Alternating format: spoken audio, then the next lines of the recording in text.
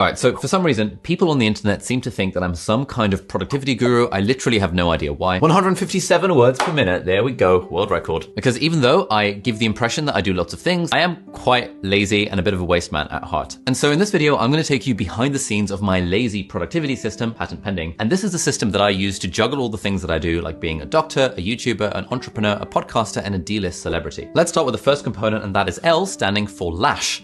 Now, Lash is basically how I view my calendar. My calendar is my lash. It basically is the whip, the lash, that tells me what I'm doing on any given moment of any given day. Honestly, I think most productivity systems in the world by effective people just boil down to using a calendar properly. So if you're struggling with your productivity for whatever reason, and you're not using your calendar to organize your life, you're probably doing it wrong. And if you start using a calendar, things will just go better. There's basically three main ways in which I use a calendar that I think you should use a calendar as well. The first one is time blocking. If I have to do something, if I want to do something, I put a block in my calendar when I'm gonna do the thing. For example, right now, there's a block in my calendar for filming this video. Later on in the day, I'm going out to dinner with some friends, so there's a block in the calendar for that. Obviously, there's blocks in the calendar for any time I have a phone call, and sometimes I even block in relaxation time on the calendar just to remind me to actually do it. The second way in which I use a calendar is that I live my life based on calendar invites. If a friend is inviting me to do something, then I have to create a calendar event for it and send them an email invite, which they're going to accept. Because ultimately, if something is not in my calendar, it's just not going to happen. And finally, third main reason for using a calendar is that you can then set out like protected blocks of time for deep work activities. So for me,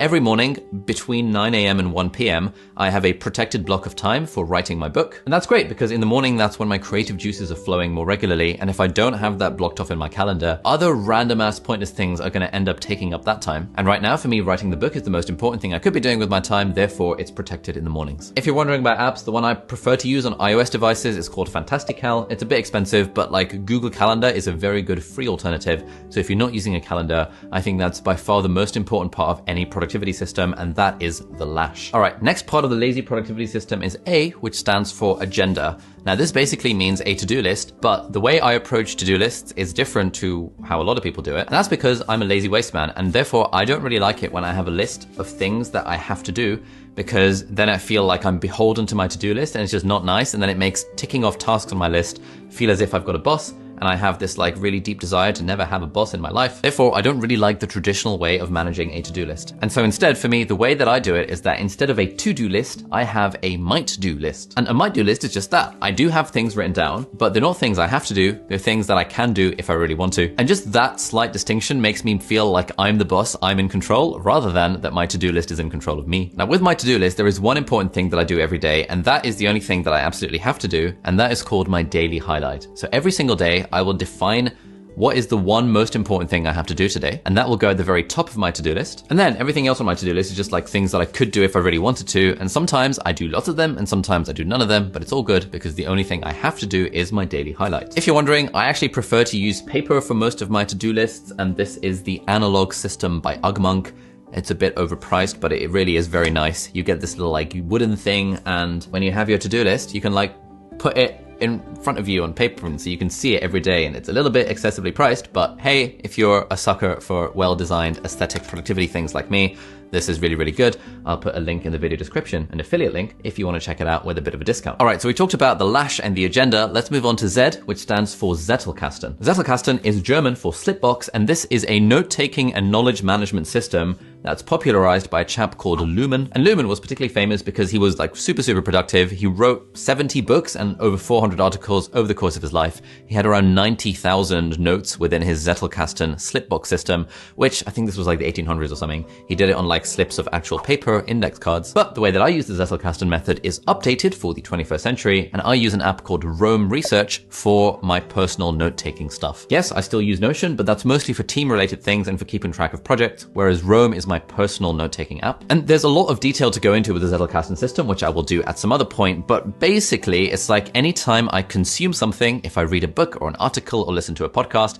I will do my best to write down a few notes about the thing that I've just read in my own words in a series of Zettels. That's all a bit complicated. It's not really part of the productivity system as such, but there is one thing that I do within Roam Research, within my note-taking app every single morning, and that's something that I call the morning dump. And the idea behind the morning dump is that every day I will start a new note in Roam, and I would just write down whatever is on my mind. This is kind of similar to another exercise for creativity called morning pages. And the idea behind morning pages is that every morning you sit down and you write 3 handwritten pages just of free writing, exploring whatever your thoughts are. But again, because I'm a bit of a waste man, I can't be bothered to actually sit down and write 3 pages by hand. And so the morning dump is a more permissive version of morning pages where the idea is, look, I just need to write down whatever is on my mind. I'm going to dump my brain out onto this page or onto this window in the app. And that's like genuinely quite helpful for me, because usually I find that there's random stuff that's just been building up in my brain. Often there's things that I need to do or that I might want to do, or appointments in my calendar or people I need to reply to.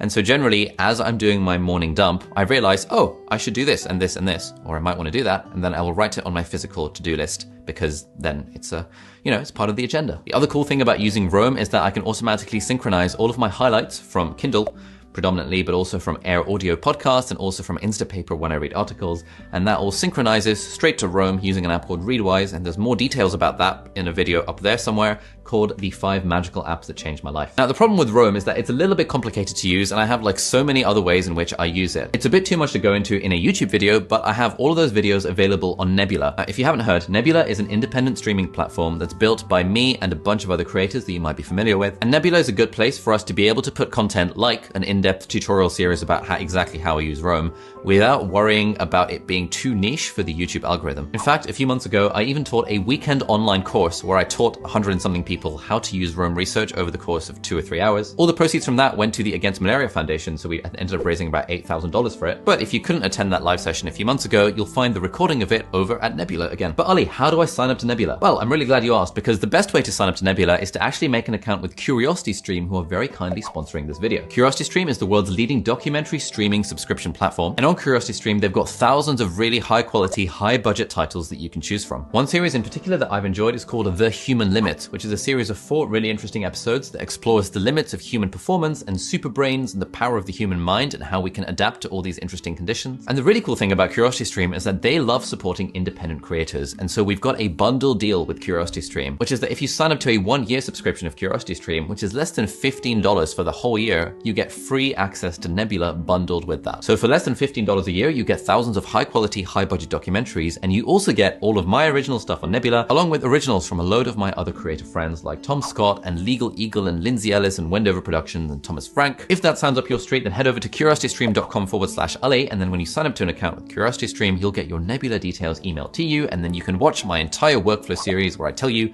how I use Roam, how I use Notion, how I use all these apps to combine to build this lazy productivity system. And the final component of the lazy productivity system is I, which stands for inventory. Inventory basically means file management and archive. So in terms of file management, I use Google Drive for absolutely everything. My entire life is on Google Drive, and I almost never store anything on my actual Mac in terms of physical files anymore. And so that means that whatever device I'm using, whether I'm using a MacBook or my Mac Mini, or if I'm on a friend's laptop, or if I'm on my iPad, or even if I'm on this Microsoft Surface laptop that I've been trying recently, whichever device I'm on, I always have a way to access my files on Google Drive. So if you're currently not using a file backup system like Google Drive or OneDrive or Dropbox or iCloud Drive, you probably should be using something. I've tried all of them, and Google Drive is the one that I prefer. The other element of my inventory system is actually Evernote. Now, Evernote is a bit of an old-fashioned app. It's sort of like the Microsoft of apps, and people are like, well, why would you use Evernote? It's really old. But Evernote is still really good for using as a sort of archive system, where anytime I get a letter, anytime I get anything I need to save, I just chuck it straight into Evernote, because I know that whatever happens, come hell or high water, I think is the phrase, whatever happens, Evernote will be there for my files. And so right now I'm in the process of applying for mortgages for various things and having to get bank statements and tax returns and company house documents. And I'm just really glad that I've been taking photos of these for the last 10 years of my life and just chucking them into Evernote, because they've got a really good optical character recognition search function.